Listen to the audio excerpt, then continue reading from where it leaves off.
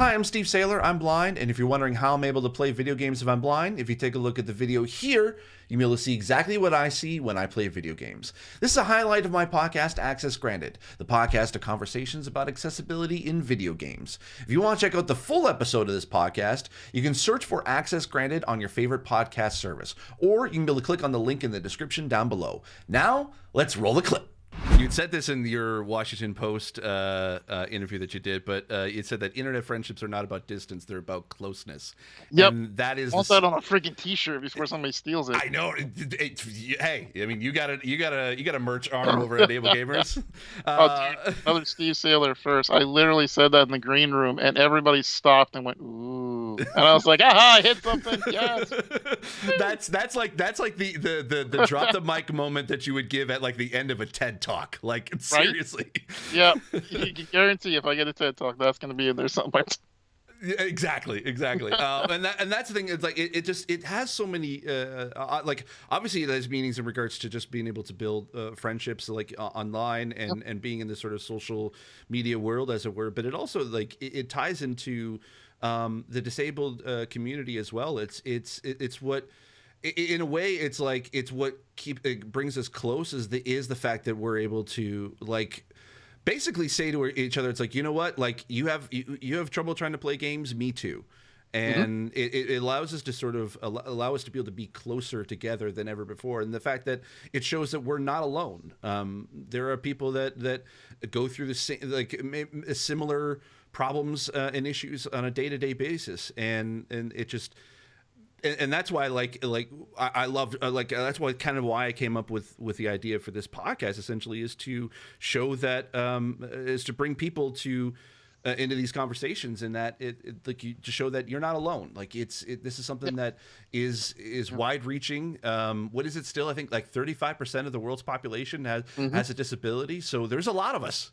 And we can and we have the internet. We can easily talk to each other, and so it's not like why be rude? Why trying to be able to gatekeep? Just let's all play together, and when everybody plays, we all win.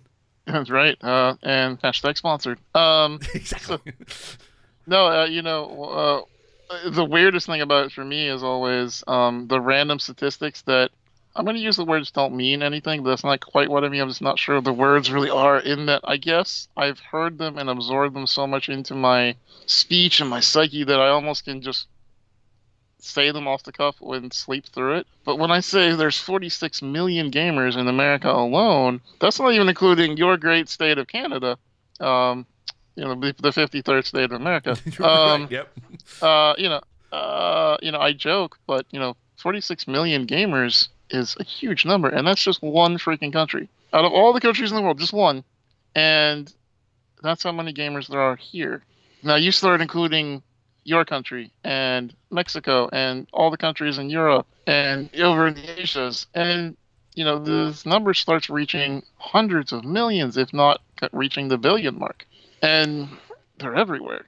We're not some little tiny niche like some of the development studios tried to tell me we were back in 2004 when they were like, how many could there be? Well, actually, there's a lot of us. Mm-hmm.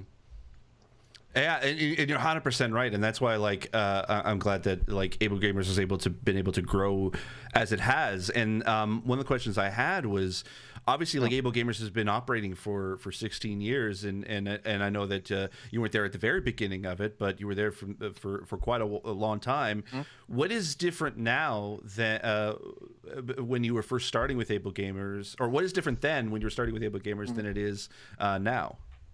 Yeah, so Able Gamers started, we just celebrated our 15th year as an entity, and our 13th as a nonprofit. So I joined right before the nonprofit.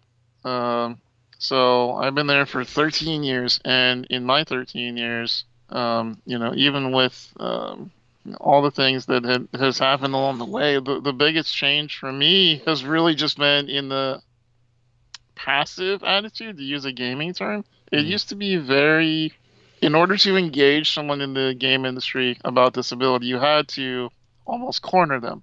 Hey, what do you think about disability? Talk to me. And then sit them down. And here's some Mike's Hard Lemonade. Talk to me for a minute. And you know, uh, you had to sort of force the conversation, and now, you got AAA developers coming up to people like me, people like you, advocates and able gamers alike, saying, "Hey, we want to make this game where everybody can play it. Do you have some tips, or do you have some thoughts? Do you have some feedback, or hey, I was thinking about this way to play." And a great way to sort of show you the difference, right, is there was a PAX that I was at. I think it was the second PAX East that ever was. And I was talking to one of the developers of StarCraft. And this guy, No Names, was the person that was in charge of the mini maps and the overlay maps, essentially the things that let you know where you're running in the game.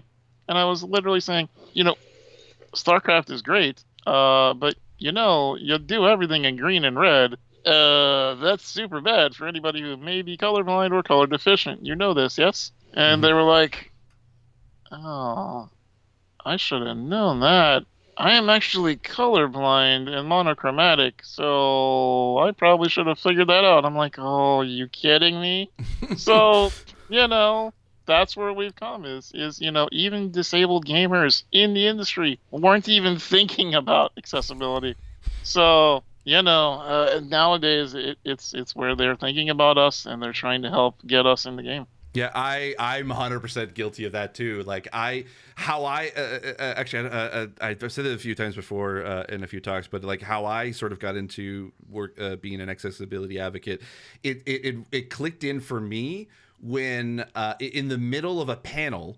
It was I was because I was doing Blind Gamer as a YouTube thing, just as an entertainment sort of thing. Yeah. It was basically I was trying to be kind of like basically a let's player like Markiplier Yep. or PewDiePie, and I never thought of it as like as sort of a push for accessibility. I just thought like, oh, you know what, I'm blind. That's my niche in the gaming sphere, Hmm. Hmm. and I was originally doing it just to be like to show my friends that hey.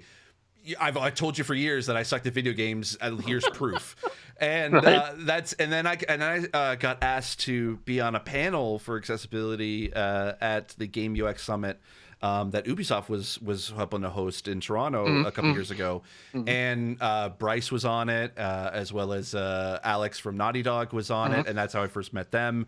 And I was in a room full of game developers, and I thought, you know what, this is kind of cool. It's like I'm the only YouTuber here. I'm the only gamer of the group. Like it's just this is kind of Hmm. neat. And then in the middle of the talk, like it's something clicked in my brain that was like, oh shoot. I've been saying for years that I just sucked at video games. Why haven't I thought about like sort of adding accessibility into games before? And then it was like, and then I'm like, oh yeah, no, these people have been like are here to learn about that, and I'm like, oh my god, like I thank God I was like I didn't even say anything. I think you probably there's a video of it. I think you probably might be able to figure out exactly the moment when that happened. But it was ever since then in 2017 that essentially I was like, oh yeah, I think I can help. I have an experience that's unique as your experience is unique as well, and so it's just like, yeah, you're right. It's like sometimes it's not necessarily ignorance. Ignorance is I feel like is kind of a bad word in this sense, but it's sort of like it just sometimes it just doesn't click in for right away until they're shown or they meet someone with a disability, or even like you said, like the person that had a disability didn't even realize that this was something that he Hmm. or she or they could fix. Right. So It's weird because I mean I'm gonna guess you hear a similar thing. A lot of what I get, especially on Twitter, anybody who follows me on Twitter or doesn't at Steven Spohn, self plug, should know by now. I am all about the positivity, the brightness, but also the education mhm, and the amount of people who have tweeted or quote tweeted what I've said and literally said to me, "You changed my perspective." mhm. Like, even people that I've gone to war with now, granted, friends of mine have literally pulled me aside and said, Steve, you're getting hyper aggressive. You need to calm down. I don't want that on my timeline. Other people are gonna start muting you. Just calm down. And I'm always grateful for the friends that do that. At the same time, I sometimes will get a little bit fiery because I'm impassioned about this. But those people that I fight against more than once, people with hundreds of thousands of followers, months later will say, "Hey, when we got into that, I really wasn't thinking. And, when you told me about this, all I could think about was my side of the argument, and all I could think about was how I wanted to be right and prove what I was saying. But, you showed me something that I hadn't considered, even if, I had, been disabled or gotten a medical thing, any of that. Various people have various different things they tell you, but they all come down to one commonality. You changed my perspective. Hmm. And those words to me are perhaps the most complimentary that someone like you and I can receive in what we Yes. do. Yes. Changing someone's worldview is really what this is all about. 100%. Like, and then you've heard this as probably as much as I have, is that you just want to ignore the trolls. They're not like Yeah. they're just Yeah. trolling for the sake of trolling, and Hmm. they just don't understand. But and it sounds like you're the same way, is that I treated every single like negative comment that I've ever received on social media or on YouTube Hmm. as a potential way to educate. Yes. Yep. And 9 times out of 10, Hmm. it's not going to work, but I will always do it for that 1 out of 10 Hmm. that will they basically say, like, hey, you know what, I didn't think about this, you changed my perspective. And you and I will both die on that hill Oh yeah, 100%. That no, it's not absolutely. about ignoring the trolls, it's helping to Yeah. educate and open their minds to a different Yes. perspective. I think there's certainly something to be said about not amplifying the negative, and there was one. I'm going to be really careful of the words I use here. There was an awful person with 108,000 followers who tweeted something extremely derogatory about people in general, just a joke, quote unquote, about disabled people and what kind of jobs we should have. And Mhm. I literally put out a cry on Twitter. Please go report this. Mm. And I had people both messaging and, saying in DMs, like, you're broadcasting this to your, followers. Why are you putting this trash on my timeline? Mhm. And I literally replied to each of them saying, because the light must rise to meet the darkness. You know, Yes. I understand some people may have unfollowed me or muted me when I'm broadcasting dark stuff. I get that. But at the same time, Albert Einstein, I believe, once said that the world is not going to end because of people doing bad things, but because other people stand by and watch. And that haunts me. That is not who I want to go down in history as. I want to go down when it's my funeral. I want to have people saying, man, that guy was super passionate, and sometimes he annoyed me, but you know what? He never put down the sword, and that's the way I want to go. Yeah, no, 100%. And I think, and it kind of even bring up in a specific use case as well. Obviously, both you and I were knee deep in the Sekiro difficulty conversation. And Yes. I love what you said. You said that it's not about an easy mode; it's about an equality mode, Hmm. and that 100% rings true. Because for some, easy mode is it can, that's an accessibility feature, and Hmm. it can help people if there's no other option available. And you're 100% right. It all that does is just remove barriers that allows people to be able to have the same challenge that your friends have, and so that they can be able to. It's not like because if we wanted zero barriers in games, we would just go watch movies. Exactly. Exactly. So and so what was it that like going through that, because I saw Yeah. a lot of I think you, myself, Hmm. Cherry was Yep. talking about it. Ian also was talking about it. Like it just, we were all embroiled in this kind of in this conversation. Is there some like, is there something that you learned from that? And if would you like, it sounds like you would say, like, you would do it again. I don't think that those kind of controversies that you willingly grab the pitchfork and run into are the ones that you would ever not do again. I Mm. think there was definitely a time during the Sekiro fight that I got so into the fight that I was, perhaps quote tweeting too many people, and really, it's one of the first times I had ever gotten into what I would consider a real like battle with the internet. Mhm. There was lots of people. There were lots of people who were on my side. Yourself, Cherry, and a dozen strangers, dozens and dozens and dozens of strangers. Who were on my side. So it wasn't, me versus the world. Mhm. But at the same time, it can feel very much like that.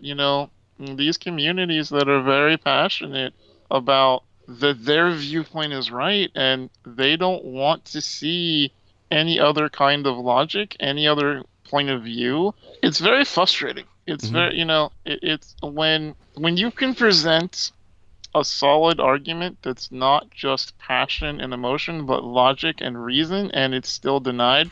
It's frustrating. I mean, as we all know, when we get into arguments, if you're talking emotions, then you have to listen to the other person's side and feel, what they're feeling as best you can. Empathy. I Mhm. always preach empathy. But if I'm saying to you, nope, the sky is blue, you can look at it right there, and you're going, haha, purple, and I'm like, but you can look at it, that's purple. What? Okay, and it gets frustrating. So when Mhm. I'm literally, posting the same thing over and over again, saying, no, I don't want an easy mode where you walk through and you just look at people and they die. I want this to be difficult. And you're explaining. I wrote up that entire digital trends thing. I saw you did an entire tweet thread. Handy Kill Cam did an entire thread, and Half Coordinator did an entire thread. And all of us out there, talking about how it's not this desire to have no challenge that we have. We're saying you need to have a dial so that you can set that challenge level to what you can deal with. Mhm. Because and what I'd like to use, because again, you should always use your own personal experience, was my driving ability. So I have a progressive neuromuscular disease. My spatial recognition is very, very good, right? Because I've Mhm. been driving a chair for 30 some years now, right? So Mhm. I can walk in, I can roll into a room, I can see where all the objects are, I can spin around, and I can back into almost any space because my brain just knows how to do that. It's just a skill that I've developed. Mhm. Well, now I'll do that same thing, but my hand doesn't listen. My hand won't push backwards, or I'll be on a ramp going up to it, and I'll have to stop and readjust my hand to keep the wheelchair going forward. And I'll have somebody with me who's trying to be helpful and say, "Oh, a little bit to the right," and I'm like, I'll have to stop and say, "Listen, I know, but my hand isn't listening to me. It's not skill level." And this is the same parallel I'm saying about games is, I might know that I have to jump 3 times and dodge once in order to evade that attack, but I tell my hand, and my hand's like, whatever, dude, I'm gonna lay here for a minute. And it's like, all right, well, okay, hand, I guess I'll just die now. All I'm saying is, games should, have some sort of sliders that allow us to, change the difficulty to the point where it's a little more forgiving, or it's a little more abilities that can, double tap, or whatnot, and a little more time here and there. And again, to circle it back to APX and Enable Gamers, that's why the brains over there took all the ramblings that Mark and I were talking about for the first 10 years of Able Gamers and put it into this awesome, amazing course, that people can learn from. Because at the end of the day, your skill and my skill may not be the same, but that doesn't mean we shouldn't be able to get the same enjoyment. Exactly. Yep. And that's my TED talk. Bye, everybody. Yeah. Bye, everybody.